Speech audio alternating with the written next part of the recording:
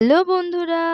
আজকে যাচ্ছি একটা ইনভিটেশন বাড়ি। তো ভাবলাম জাস্ট আপনাদের সাথে শেয়ার করা যাক। ১ম এই টঙের উপরে চুলটাকে খোঁপা করে নিয়েছি, মানে ক্লিপ দিয়ে এঁটে নিয়েছি। গরমে তো চুল খুলে থাকাই যাচ্ছে না। তো আজ যাচ্ছি একটা শ্রাদ্ধ বাড়ির অনুষ্ঠানে। আর শ্রাদ্ধ বাড়িতে তো বেশি গর্জাস জামা পরা যায় না। তার উপরে এই গরম। তো এর জন্য এই চুড়িদারটাই বেছে নিলাম। এটা দিয়েছিল আমার দিদি। তো ১ম এ মেখে নিলাম সানস্ক্রিন। সানস্ক্রিন ছাড়া তো বাইরেই বেরোনো যাবে না। যা রোদ বাপরে!